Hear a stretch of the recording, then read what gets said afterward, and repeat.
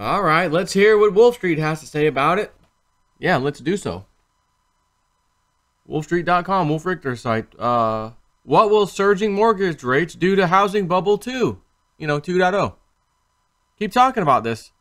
These prices can't keep going higher and higher. Breaking, the last all-time high of 2005 and 6 or whatever, when it finally hit the bottom, or hit the top, then bottomed. 2008, 9, oh my God. Fire sales everywhere. And I keep saying it. Next year or two, it's supposed to, forecast to happen again. That's what they're saying. Okay. Maybe it's off a little bit. Maybe it happens sooner. Maybe it happens later. Whatever. Generally speaking, next 2, maybe 3 years, if they can squeak out that much more time before the whole thing falls apart. If these cryptos go up, man, during this same time period, and housing is dumping, do you know the kind of assets you're going to be able to buy? Then it doesn't matter at any point in the future if the crypto markets are up or down. You own property. You own real property. Whether you are renting it or using it for other purposes, whatever. Great. So anyways, Wolf Street. What will surging mortgage rates do to the housing bubble 2.0? So he says 5% now is here. We're at 4.97% mortgage rates. I didn't even realize that myself. Like, let me mortgage rates. Mortgage rates. Where we at? I can just quickly find bank rate. Mortgage rates go up for Wednesday. Bank rate 1 day ago. I just want to peek to see which actually, yeah. 48, 4.74. Florida average 4.59. But again, you see the rate, and then it actually, it's an advertised rate, but then it's like ends up being a little higher. So there's between 4.47, or we'll just round that off, 4.50, 4.5 up to 4.6, 4.7, 4.8. And that's a 30-year. Now, of course, you get a 15-year, it's usually a little bit lower. But again, you're talking about these days. Who the hell's getting a 15-year mortgage these days? Very, very, very, very few people. Why? Because they can't afford it for the same reason when they go get a car. I need a new car. My car's breaking down. I'm tired of fixing it. I need a new car. How much can you afford? I could probably afford $300 a month. All right, well, we could put you in a car. Which one do you want? I like that one over there. Yeah, we can make that happen. What's my term? 8 years. Whoa. My last car only lasted me lasted me 8 years, actually. My car did. It's, as you can see, it's about had it today. I'm ready to get a new one. I was only in that one for a 5-year. And the payments were also like 2-something. But I can't afford 3, so, well, we can get you in this car for $300 a month. But you're going to marry this son of a gun for 8 years. See, while your other car, you paid it off in 5. You've been driving it the last 3 years for free as far as no payments. Not no more. Now you're stuck with a higher payment. To get you want the car though, right? Oh man, eye candy. Oh, the new car, man. Gotta get a new car. And here old Jay Snip is buying a 2012 Tahoe. And before that, the 2015 Leaf, which I got for $10,000 last year. So it was 2 years old. 15, 16, 17. 2-year-old car I got for $10K. Yeah, it was a Nissan Leaf. It was off lease, whatever. But that's how I'm rolling. I'm not going out to buy. If I'd have bought that new, $30,000. Did the new car go any further on a charge? No. Actually, depending on what model, maybe. But if I got the same exact thing, no. Anyways, get back to business. 5% is here. 6% beckons as the next target. And we just heard, we're raising rates. Fed. We raised rates. We're going to go ahead and do it. Which is my next video. The Fed is not backing off. Powell standouts and zingers at the press conference. That's also Wolf Richter.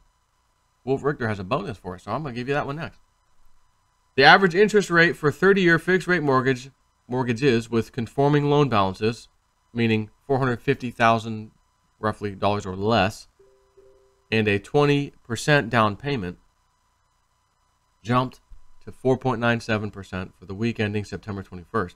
The mortgage bankers, hold on, getting a little warm up in here. Getting a little warm.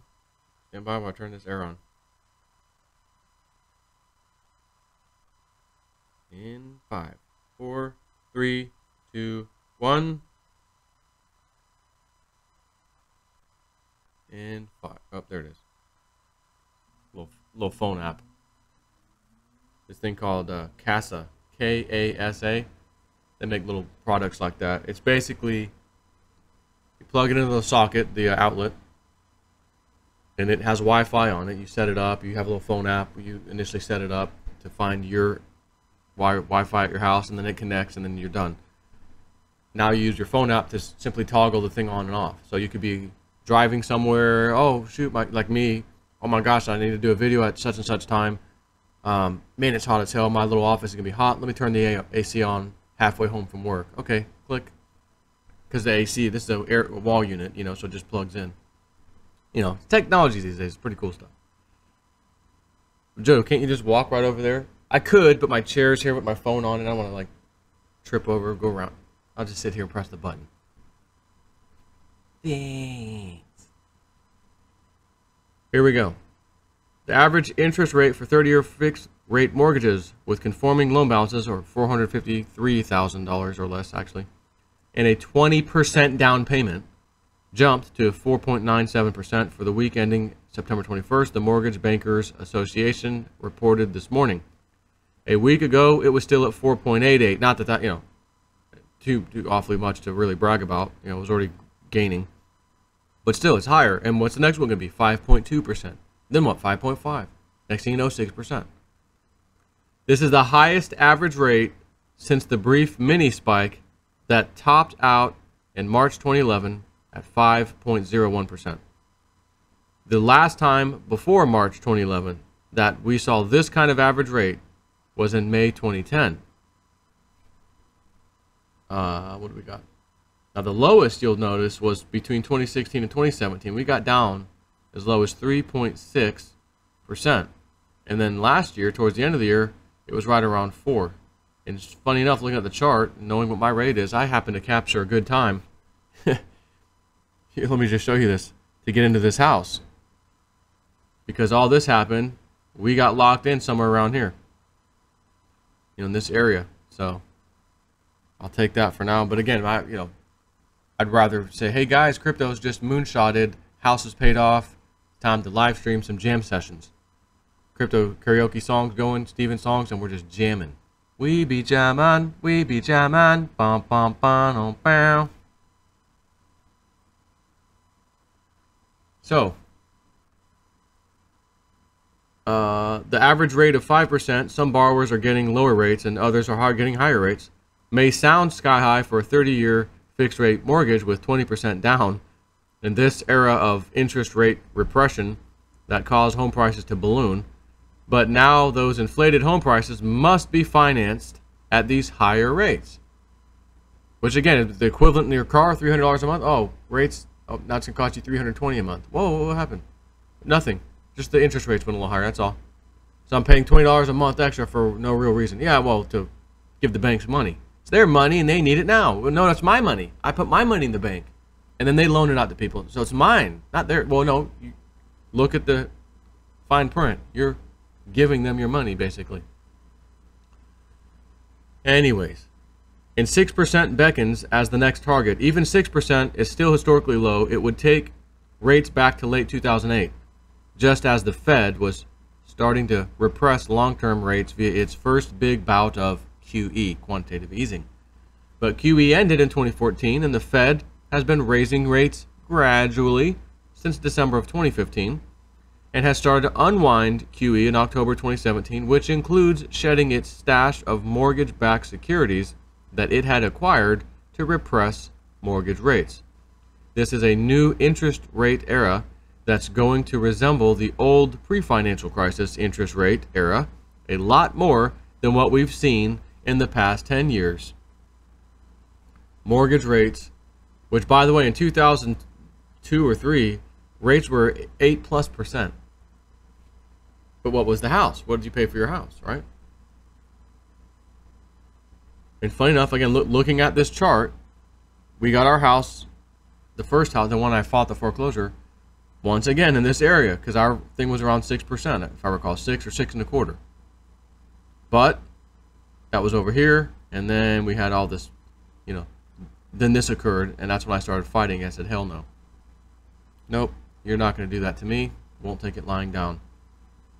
Cause the housing prices to completely crash. I'm married to this house now for how many years? I'll never be able to get out of here because I can't sell it. I'm underwater. Even though I wasn't one of those people who went and got this crazy high home equity line of credit. Oh yeah, the houses keep going up. I'll just pay the equity line of credit off too when we sell the house. No, Jay Snip didn't do that. I got a very, very tiny, minuscule equity line of credit to pay off my wife's van at the time. And to see my house get destroyed below that price, no. Not taking it lying down, and I didn't. Mortgage rates follow the 10-year Treasury yield, but are consistently higher. The average mortgage rate, as surveyed by Freddie Mac using a different methodology than MBA, the Mortgage Bankers Association, for the week ending September 20th, was 4.65%. On that day, the 10-year Treasury yield closed at 3.07%. Thus, Freddie Mac's measure of the average 30-year fixed rate was 1.58 percent points higher than the 10-year Treasury yield. By this measure, over the past 15 years, the average mortgage rate was between 1.3 and 3 percentage points higher than the 10-year Treasury. This chart shows that relationship going back to 1985. So, gonna go back in time. Huey Lewis in the news. So you can see a very, very tight correlation there. The current difference between the 10-year yield and Freddie Mac's measure of the 30-year mortgage rate is at the low end of the spectrum. The mid-range would be a difference of just over 2 percentage points. So a 10-year Treasury yield of over 4% will likely push Freddie Mac's measure of mortgage rates to around 6%. By the MBA's measure, the average 30-year fixed rate of 4.9% as of September 21st was 1.9 percentage points higher than the 10-year yield. This spread too was at the lower end of the range, and by this measure, a 4% 10-year yield will likely push the average mortgage rates above 6%. So as soon as we get to 4% Treasury, rate, that is pretty much guaranteeing you're going to have at least a 6% mortgage. If you have to get mortgaged at that particular time. And again, when housing prices are rising and the interest rates are low, that kind of goes hand in hand. But when the opposite occurs, rates start rising. I've talked so many times, so many videos. You just search housing and whatever for Jason 4, you'll be inundated with videos on this. When the rates go up, the housing prices cannot sustain that upward pressure prices. They can't.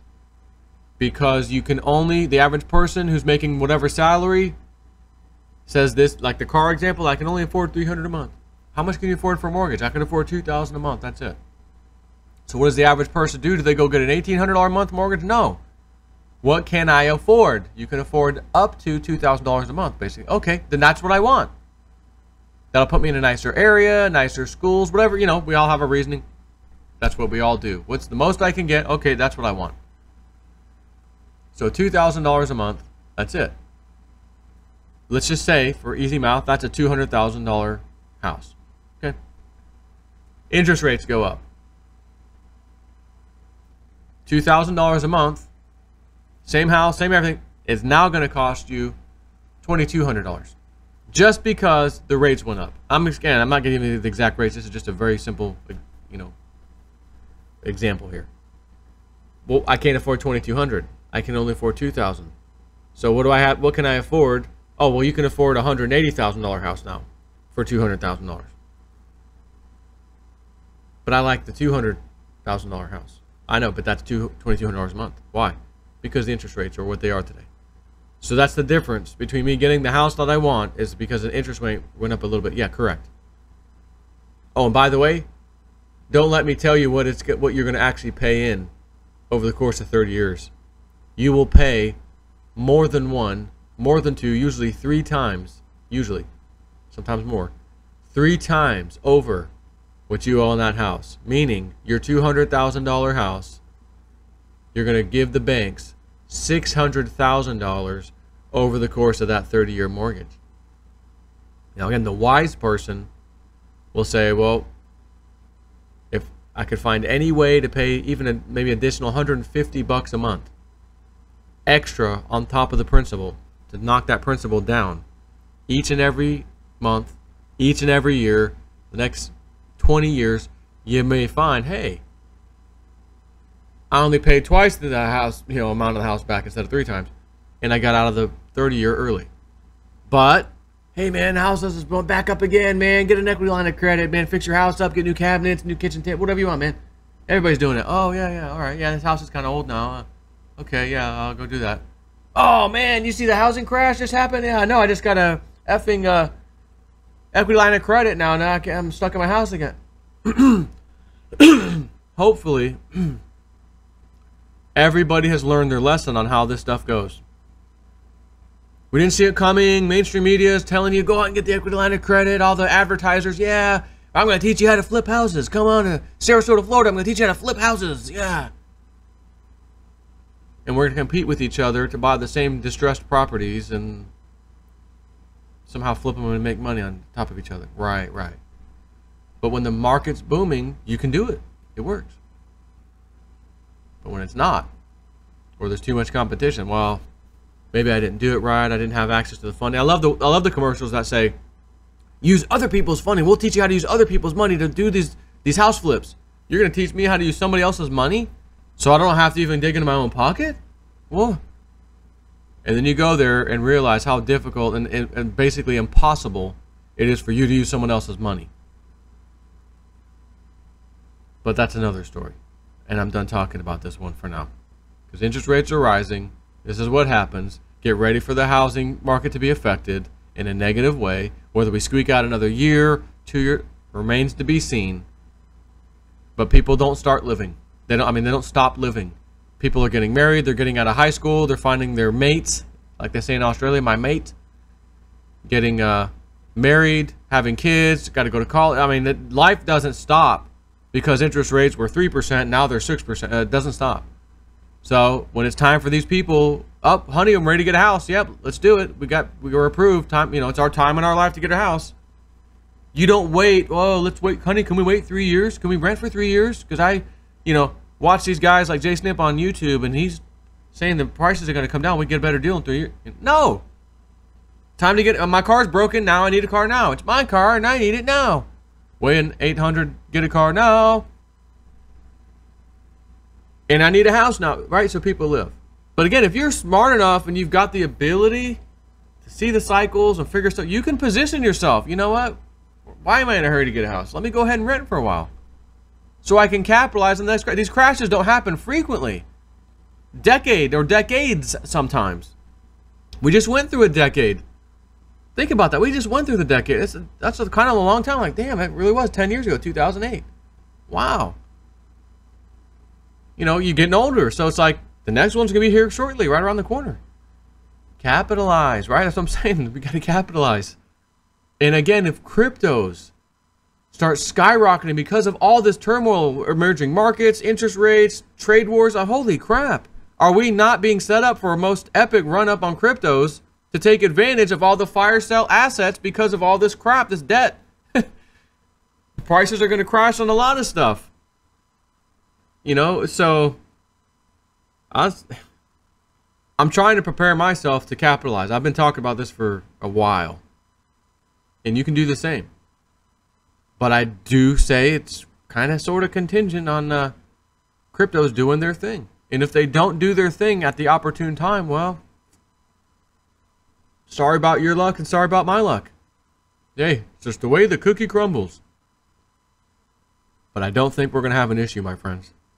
I think we're going to capture this one, and we're going to say, holy crap, the good guy won for, the good guys actually won for once. We actually saw what was happening when the sheep didn't want to hear us, didn't care about us. Oh, crypto, I don't nothing.